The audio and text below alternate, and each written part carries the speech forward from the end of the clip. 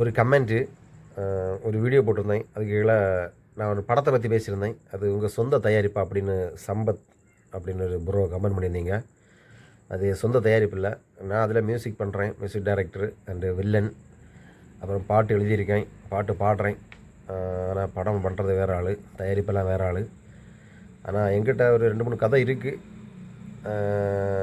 அது கண்டிப்பாக யாராச்சும் ப்ரொடியூசர் என்னோடய இன்ஸ்டாகிராம்லேயோ ஃபேஸ்புக்லேயோ யூடியூப்பில் யாராச்சும் ப்ரொடியூசர்ஸ் யாராக இருந்தீங்கன்னா படம் பண்ணலாம். 2-3 கதை வச்சுருக்கேன்.